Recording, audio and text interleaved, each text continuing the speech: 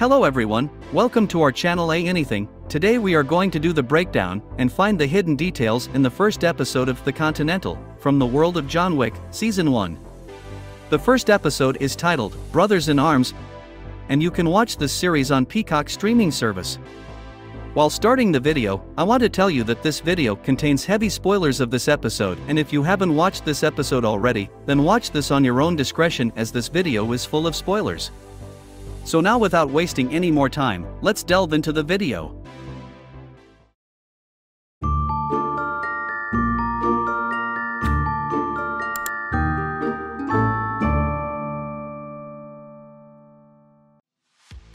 The episode starts with a flashback to 1955 New York City, when little Frankie and Winston Scott are arrested for a crime in New York City. We see them in an interrogation room where Frankie and Winston are sitting terrified. Frankie tells Winston to stay quiet and he will take all the blame and keep little Winston out of prison. Scene cuts to around 20 years leap, where we see Frankie coming out of a room in the Continental Hotel, a safe haven for assassins. Frankie works for the current manager of the Continental Hotel, Cormac O'Connor, a former crime boss. Here, he meets Lawrence, who also works for the Continental. We get to know that they know each other very well. Then Frankie leaves for the New Year party going on in the Continental Hotel. Here is a small detail: we see Frankie seeing the time in his watch while in the party, which signifies that he is waiting for something in a specific time to happen, because he watches his watch again later in the scene. He meets Cormac here, who tells his guests that Frankie is working for him since Frankie was a small kid. Frankie takes a sip of the wine with Cormac and later spits the wine, of course, so that Frankie's mind won't be affected by alcohol while working on his mission. Frankie leaves the party and walks out of the hotel. He reaches the subway station and again sees his watch, maybe to know how much time is remaining for the train to come. Later train comes and all passengers sits except him and his partner, and train leaves the station. His partner joins him and they start going to the floor above using a rope stair. We get to know that they have set a trap here which directly connects to a huge vault in the Continental Hotel. Frankie creatively uses a subway train to break open the Continental's safe. Another small detail, he shows his exact 12 AM time for this mission because when his trap will break the door of the vault, it will make a loud noise, and even building will vibrate, but as at 12 AM on the night of December 31st, people parties with loud music and bursts firecrackers, then no one will be able to listen the sound of the door of vault being broken. So, now they enters in the vault and see lot of precious items, but Frankie tells his partner not to touch anything, because he came here to steal a box which contains the priceless antique coin press. But sadly, his partner betrays him, and a fight erupts between them. And the ensuing gunshots attract hotel security, and it comes to the vault. The partner of Frankie gets caught, while Frankie successfully escapes all security persons and hotel. We see an amazing chasing sequence. Frankie makes it out in time to be picked up by his wife and getaway driver, Yen. Of course not before killing as many guards as possible. After the episode intro, we meet young Winston in London. He works in finance and is planning to start a parking lot business. He tries to convince Mr. Davenport to invest in his plan, in which his wife helps Winston to con the poor investor into handing over his hard-earned for a poorly thought-out business.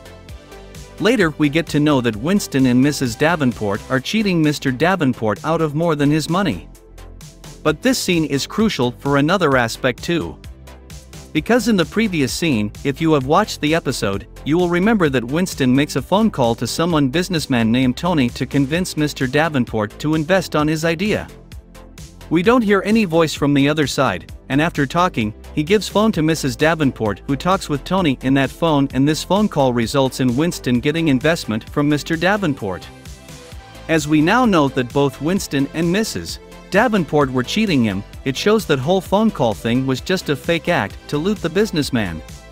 Anyway, here in the Continental, Cormac is angry that his men couldn't stop Frankie from stealing the most precious thing from the Continental's vault.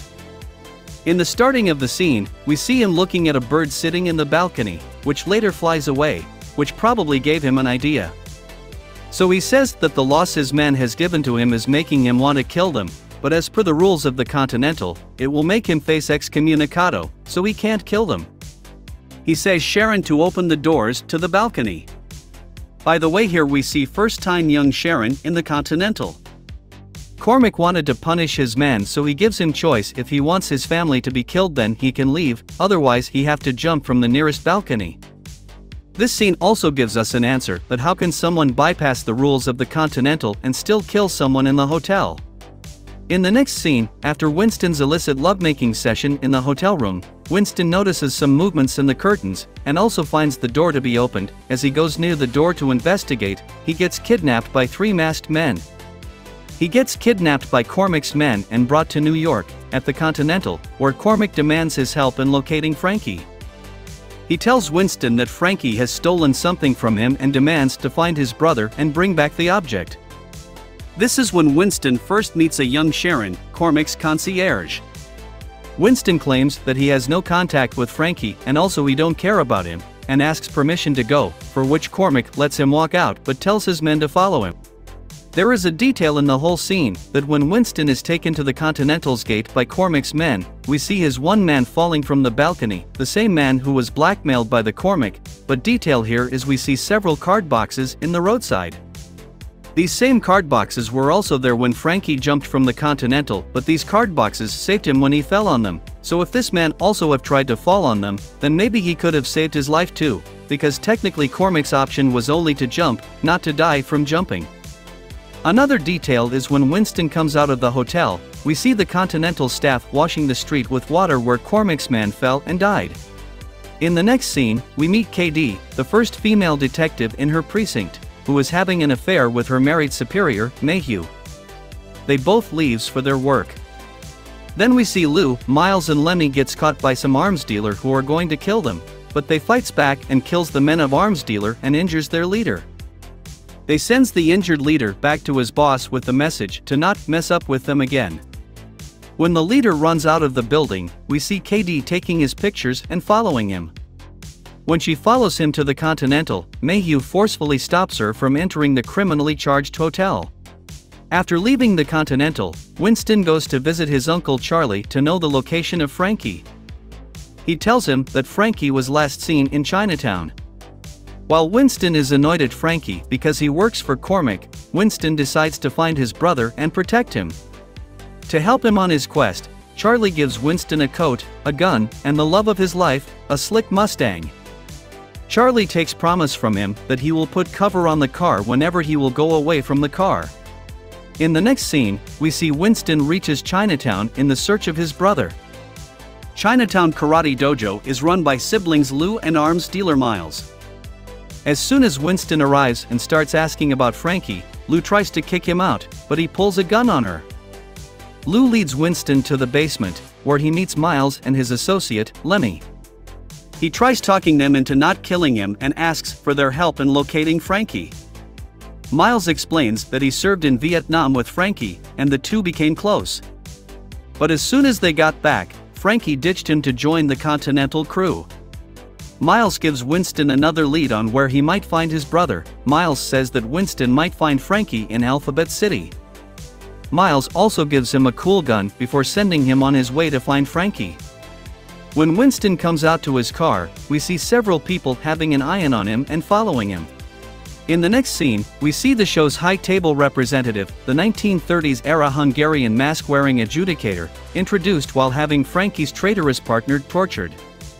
After giving him a speech about how important the coin presser truly is, she orders her right-hand man to kill the poor bastard. The scene cuts to the Alphabet City where Winston reaches to find his brother. On his way, he sees a poster saying "Be seeing you, you can see that's true" written near too, which in a way resembles that he is being stalked. Maybe this gives Winston an idea that if Cormac's men are following him, then investing his brother can bring his brother in danger. He turns his car towards to the location of his brother. In the next scene, we see Katie finally manage to sneak into the Continental. She buys a drink for herself and starts observing people. She gets shocked to see all the staff members, including the receptionist, are armed. And the going currency is these mysterious gold coins. Also, there is a detail in this scene that when she buys drink for her, she pays in cash in dollar currency, while in the Continental, the currency people use is these mysterious gold coins, so this is what makes bartender and the staff to suspect on her, and a member of the Continental immediately sends the information about her to all the staff in the hotel. She observes the movement of the staff and understands that she needs to leave. As she goes, that member starts following her, because of which she stops at the reception. You can also observe that when she asks receptionist that can she get a room in the hotel, receptionist says that there is no room vacant and she can suggest her other hotels. Of course, because receptionist also knows that KD is not one of them, as she don't know anything about the Continental. After this, she leaves the hotel feeling that something is wrong there. Scene cuts to Winston. We see that he reached the location of his brother and he covers the car as he promised to Charlie. As he enters in the theater, he sees his brother sitting in the chair. But when he sees from the front, he finds it just to be a statue. Suddenly a rope comes from the above and his neck gets tangled with it, and he gets caught by Frankie and Yen. When the two brothers finally reunite, Frankie and Yen are less than thrilled by Winston's arrival. It doesn't help that Yen didn't even know her husband had a brother. Winston tells them that Cormac is finding them because Frankie has stolen something very precious, and Cormac's men can anytime reach there to find them, so they should leave that place. Listening to which Frankie and Yen denies to leave. Frankie explains that a mysterious group hired him to steal the ancient coin press and offered him enough money to start over far away from Cormac and his influence. But they left him high and dry, and he and Yen are now hiding inside the old theater. There is a little detail you can notice, that Frankie has kept the box in a hidden place and he also secured the box with a trap. As you can see, he puts a piece of wood towards the box first, which gets cut with the sharp object, so that in case someone tries to steal it then his hands gets damaged. Here, the brothers don't get much time to catch up as Cormac's men pull outside the hideout. And of course, they brought their bomb throwers. Winston tries to convince Frankie and Yen to leave this place with him. Luckily, the clever Winston tricked Cormac's men into attacking the wrong building, which lets them know that Cormac's men have finally arrived. So the three make it out unscathed and go back to Charlie's place. Charlie gets beyond pleased to see his love, the car, safe and sound. However, Yen doesn't trust Winston, even if he's their only hope of staying alive. In the next scene, we see Cormac having a look at a bulletproof fabric which he says is light. Meanwhile, Charon comes with the news that his men failed at capturing Frankie and retrieving the coin press. Cormac sends Charon to ask a couple of hotel guests for help, the mute assassin pair of siblings, Hansel and Gretel. Next scene cuts to KD's apartment where she finds an envelope which contains information about Frankie. With the scene we learn that she's investigating and trying to catch Frankie, who's been MIA since his tour in Vietnam. While waiting for Charlie to get their ride ready, Winston and Frankie try hashing some things out. Frankie says that when they were kids, Winston used to steal Charlie's baseball cards and sell them to neighborhood kids. Frankie also reveals that their father took a loan from Cormac O'Connor when they were kids, and their father could never pay the money back to him. And that's why Frankie went back to Cormac to work for him to return his money their father took from him.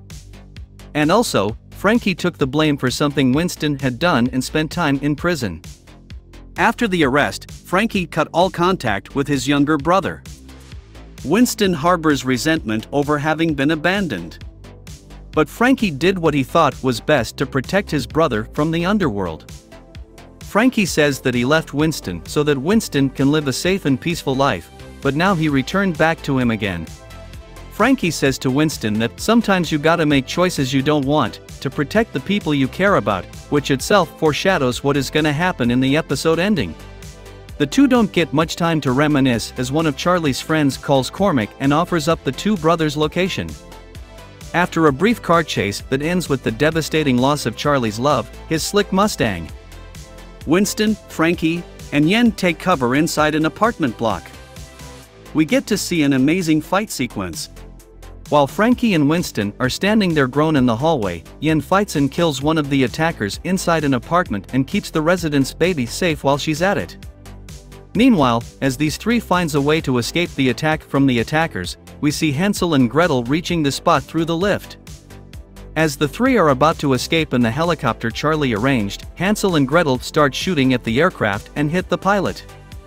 In a brave show of loyalty, Frankie says his wife that he loves her and tells both of them to take care of each other, and then jumps out of the chopper with the coin press, sacrificing himself so his wife and brother may live. And we lose Frankie in the very first episode of the Continental. So sad. Back at the Continental, Cormac opens the recovered box. And instead of the coin press, he finds the box contains a cute golden monkey showing him the finger. Another little detail, you can see the art of the same monkey in the intro of the series. At the dojo, Winston arrives carrying an injured Yen. He's angry and ready for some John Wick-style vengeance, with the iconic dialogue, "I need guns, lots of guns." And here episode ends. Well, in my opinion, I enjoyed this episode a lot, especially the background music and the action scenes. In the ending scene, we see Winston taking injured Yen to the dojo of Miles and Lou. Miles and Lou were former allies of Frankie whom Winston was aided by earlier in the episode. Winston's return to them ensures that they can all work together to get revenge on Cormac for Frankie's death. Also, this episode answers that how Frankie and Winston are connected to Cormac.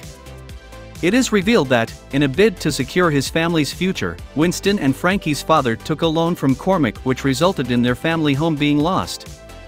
Also, one thing we can notice that the episode starts with Winston losing Frankie because Frankie takes all the blame on himself for whatever the crime he did, so that Winston can live a safe and bright life, while the episode also ends in the same way where Frankie sacrifices his life so that Winston and Yen can live safely and alive. In this way, both beginning and ending of the episode connects with the same emotion. So this was my breakdown of the first episode of The Continental, from the World of John Wick, Season 1. I hope you enjoyed the video. If you liked the video and want to watch more like this, then like, comment, and share the video and subscribe the channel and hit the bell icon to never miss any video. See you next time.